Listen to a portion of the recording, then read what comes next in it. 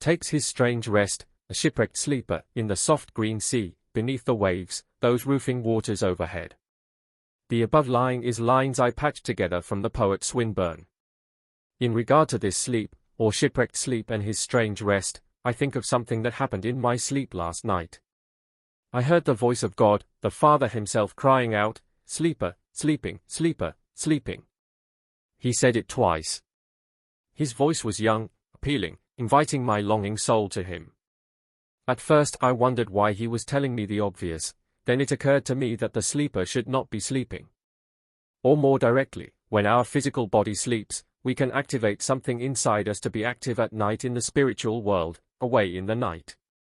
I had once listened to a man of God who says he sets himself up in a way just before he falls asleep so as to access heaven while his body sleeps. But he didn't say how he did this. I think here also of another man, a non-spiritual man, who set himself up before he fell asleep to enter what he called lucid dreaming. He was an acrobat or athlete of sorts who wanted to obtain some treasure, some way of moving or achieving, some code, inside the way of the mysteries of the night.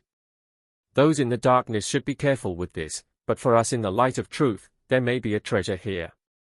Why should we, at any event, sleep half our life away in shipwrecked sleep, turning the switch of our soul off at night?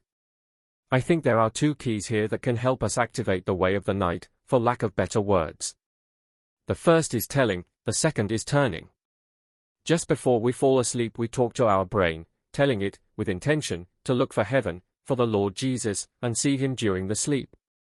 The second is turning, we turn with our heart, we turn with our emotion, turn with desire, that is we set with purpose the desire, to go to Yahweh, while we sleep with our physical body. Feel the turning. Set the desire. Do this every night. And a whole new world may open up for us.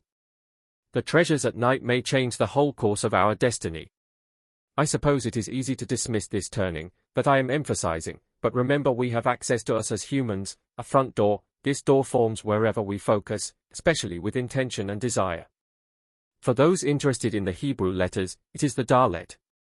Here, on a side note, we remember too that whenever we feel obliged to answer our accusers, those in our head, we turn so, and this turning forms a gate, and this gate will keep us in bondage. Set the gate, by turning, to newness and wonder. And I suppose I should stop writing now, but I think here of an actual man I saw on the internet who is an Orthodox Christian monk, in a monastery. He is young but seems burdened by sorrow and struggle. Now I can understand suffering, but to turn to it, to turn to sorrow, is to make a gate, a dalet, out of it, and this turning may make a path that we are not supposed to walk in. We don't make gates out of servants.